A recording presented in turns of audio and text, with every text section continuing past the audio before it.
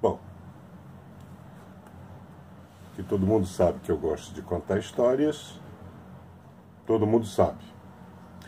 Que todo mundo sabe que eu adoro armas, todo mundo já deve ter desconfiado.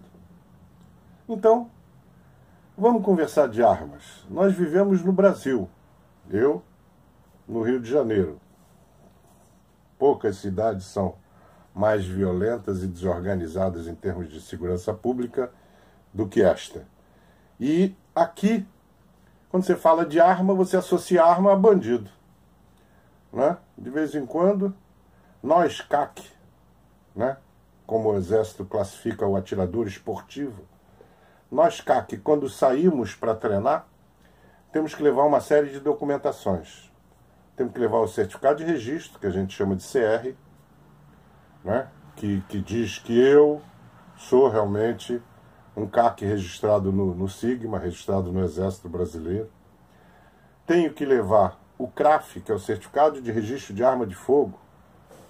Vocês estão cansados de saber o que é CRAF? Né? Tenho que levar o CRAF da arma, né? Que é essa carteirinha. Cada arma tem que ter o seu CRAF. Acho que é uma das taxas mais caras, R$ 88,00. A maioria 35, 50. O CRAF, essa porcaria de carteirinha. Se bem que agora o Bolsonaro passou para validade de 10 anos. Aleluia. Porque a minha ainda é de 3 em 3. E, mais importante, você tem que ter uma GTE, Guia de Tráfego Especial, que autoriza você ir de casa até o estande, um dos estandes registrados no Exército, e voltar para casa, tá? A guia só autoriza isso. De vez em quando tem um CAC que para numa blitz, tá fora do destino e vai parar numa delegacia. Vai se aborrecer. Mas isso aqui é um país que é uma zona, né? Enquanto que uns hóspedes como aquele lá de Curitiba tem uma série de regalias e vocês viram como demorou para ser preso, isso não acontece com a maioria de mortais como nós. A gente vai preso logo de cara e pronto. E vai preso, inclusive, sem motivo, hein? Cuidado, porque a justiça brasileira é a coisa mais estranha do mundo. Não vou nem falar sobre isso aqui, porque todo mundo sabe, e isso aqui daria uma história, uma novela burlesca. Bom, vamos voltar a falar daquilo que eu gosto. Armas. No começo da história, os seres humanos, por sua inteligência, né, com pedras e paus, começaram a se armar contra os animais e os inimigos. Às vezes o ser humano é um bicho complicado, né? Ele ataca outros seres humanos. Me lembro que no tempo do descobrimento do Brasil, os portugueses ficaram horrorizados porque tinham tribos aí, canibais, que gostavam de fazer uma sopa de coxa de português, né? Pegava o português, jogava na panela e comia. Então o ser humano é um bicho desgraçado, de estranho, vamos chamar de estranho. E no começo, vocês sabem, paus, pedras, lanças, até que um muito inteligente, esse é um desenvolvimento do nosso cérebro, até para coisas ruins a gente se desenvolve bem. Um muito inteligente descobriu uma arma que na época foi assim um míssil balístico intercontinental, porque a lança Você tinha que chegar perto de um bicho grande, imagina um tigre dente de sabres ou um treco maior com a lança. Porra, meu. Complicado, né? Tinha que ser muito macho. O cara descobriu um míssil balístico. O arco e flecha. Né? De longe ele dava uma flechada no inimigo e durante séculos o arco e flecha foi usado em batalhas. Fazer aquela nuvem de flechas caindo sobre o inimigo que obrigou a criar escudos e armaduras. Aquela história, vocês sabem disso.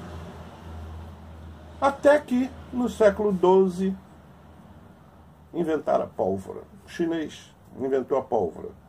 E aí... adoro o cheiro de pólvora. Eu sou oficial de artilharia, todo mundo sabe, vou chegar lá. E o cheirinho de pólvora é um negócio que, eita ferro, inebria. Tem gente que inebria com cheiro de maconha, gente, então não critique, eu gosto de cheiro de pólvora. E aí os canhões, como é que é? Ultima ratio regis. Então a última palavra real eram os canhões.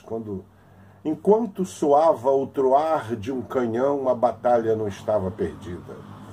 Então a artilharia fez a sua entrada triunfal nesse mundo inebriante da pólvora. É claro que naquele tempo não havia aço. Os canhões eram de bronze, né? Então, canhões de bronze, você socava pela boca, botava uma bola de ferro, então não tinha raiamento e não tinha precisão balística nenhuma. E tinha uma orelha, um buraquinho aqui, onde você botava pólvora para, com a mecha, tacar fogo e fazer o tiro. Não tinha precisão, mas durante séculos, esse tipo de canhão era o rugido mais alto de uma batalha. Como eu disse, sou oficial de artilharia.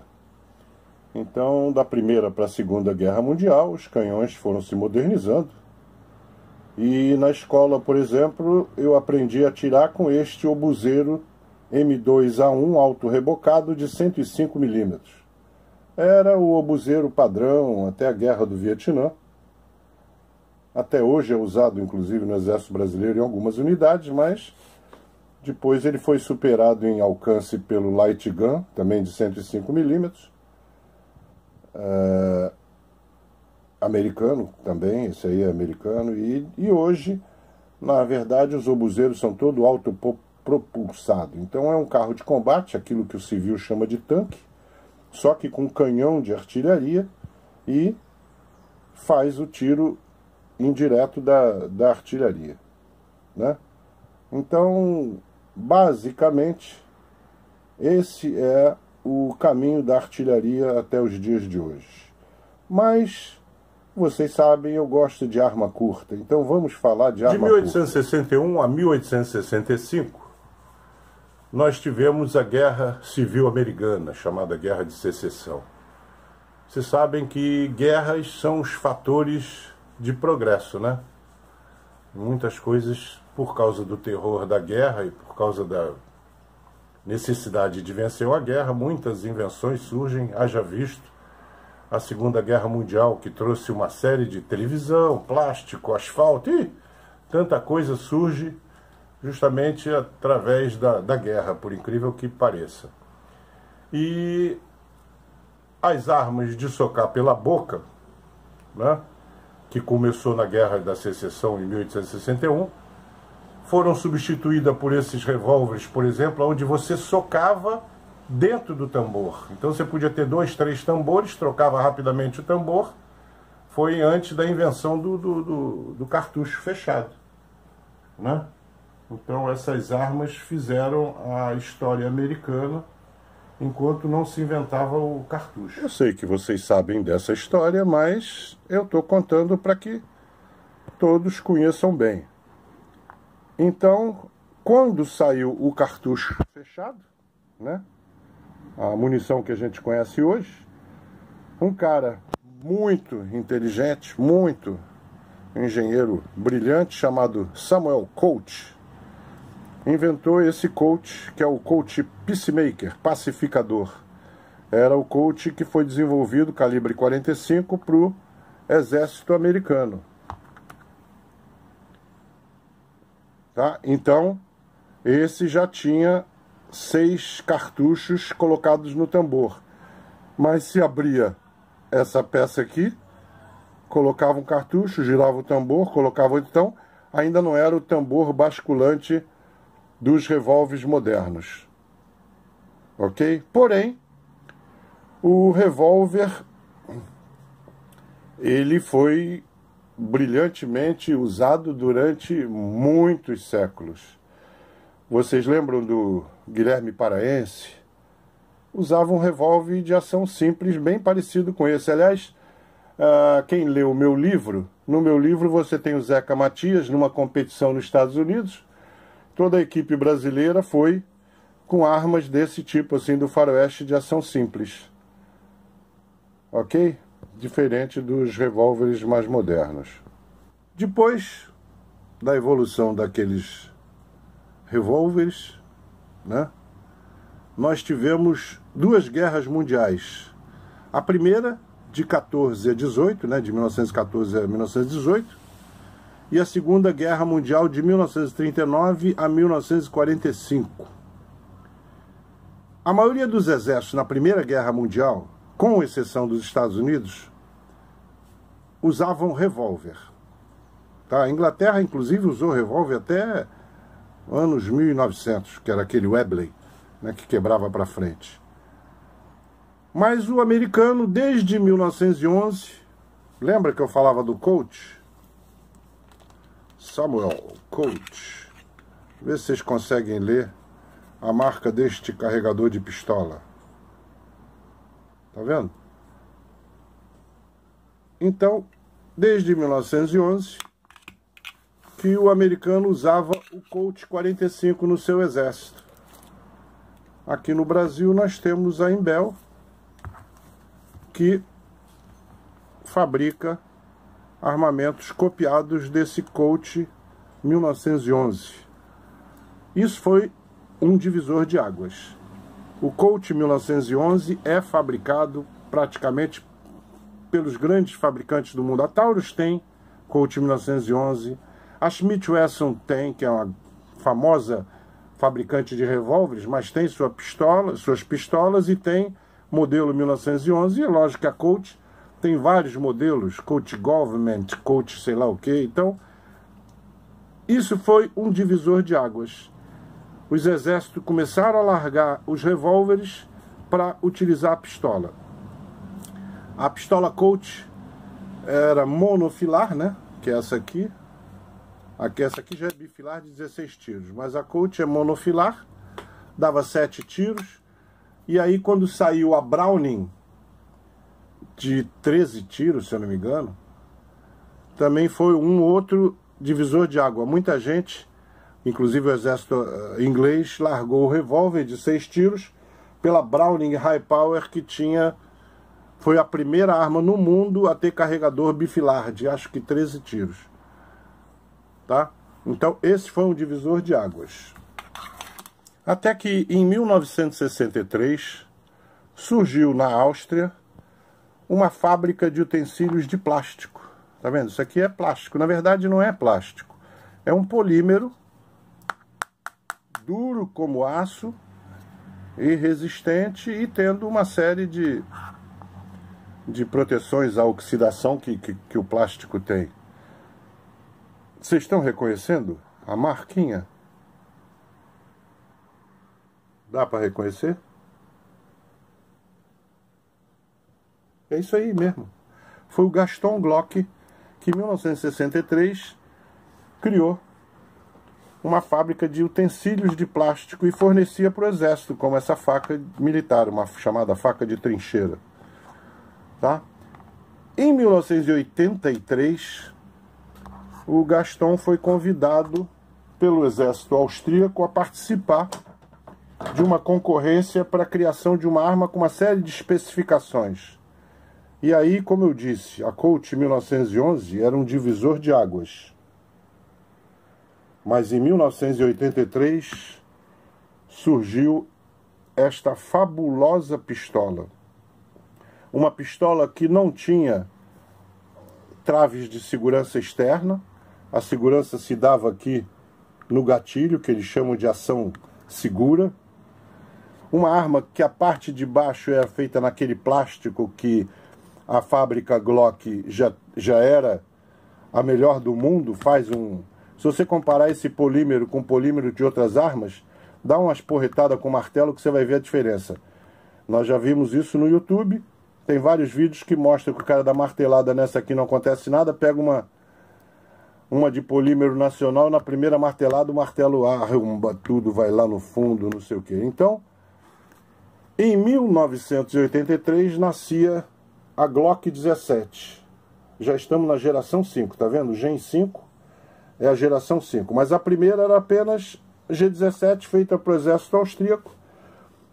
O sucesso foi tão grande, tão retumbante, que eles então começaram a fazer em outros calibres e outros modelos, e hoje a Glock tem para todos os calibres, para todos os gostos, todos os tamanhos, compacta, magra, standard. Então, divirta-se. Foi um divisor de águas. Glock. Isso é um fenômeno mundial, e para mais informações leia alguns dos meus livros que sempre falam nisso. Minha mulher fica uma arara com a bagunça que eu faço aqui no meu canto. Isso aqui é a minha bancada, né, onde fica o computador. Então aqui tem um copo cheio de canetas de todas as cores que eu preciso para uma série de referências. Ali é uma caixinha de clips. Isso aqui é um cano de Glock para usar em instrução, um cano plástico. Ali eu tenho algumas réguas e eu sou, acho que, o único maluco que num copo de réguas e canetas coloca uma baioneta, mas faz parte. Muito bem, vocês já viram o que é Glock? Agora eu vou falar nesta beleza. CZ Shadow 2.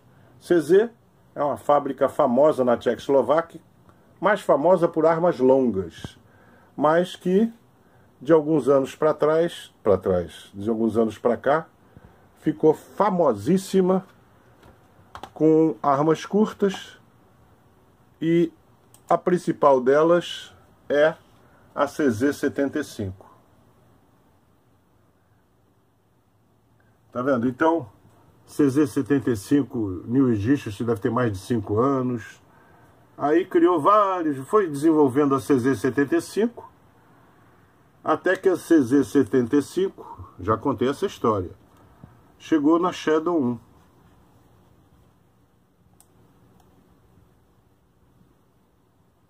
Tá vendo?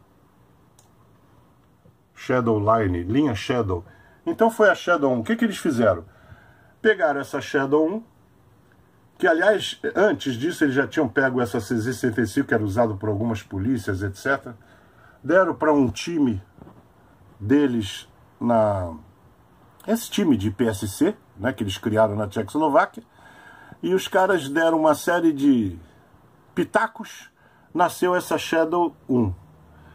Aí eles fizeram a mesma coisa, deram a Shadow 1 para o time, e aí de tanto pitaco, a Shadow 1 foi aperfeiçoada. Tá vendo? Essa aqui é a Shadow 1, que foi aperfeiçoada com os pitacos dele. Até que surgiu, essa ainda é a SP1, quer dizer, Shadow 1 laranja. Tá vendo? Então, vários modelos de Shadow 1 até que chegou na linha atual, que é a Shadow 2.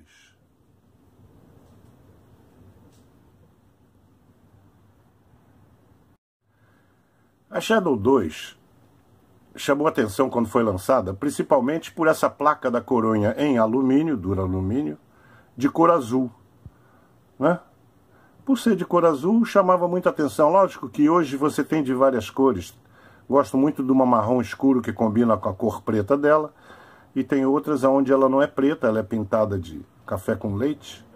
Então tem placa de coronha de todas as cores. A Vânia de Goiânia, por exemplo, a dela é vermelha, tudo dela é vermelho. Mas foi essa Shadow Blue, Shadow 2 Blue, que fez um sucesso mundial. Ela é considerada hoje como a Ferrari das armas. E é o sonho de consumo de muitos atiradores. Porque ela vem com uma série de características que eu vou deixar para quando surgir alguma na minha mão, para que eu possa fazer um review e mostrar essas grandes variedades. Mas por enquanto foi apenas a história. E por enquanto da Shadow 2 eu tenho apenas a toalhinha. Ah, tenho também o coldre em algum lugar. Mas por enquanto é só. Espero que você tenha gostado dessa pequena história. É uma história que conta um pouco do desenvolvimento das armas no mundo.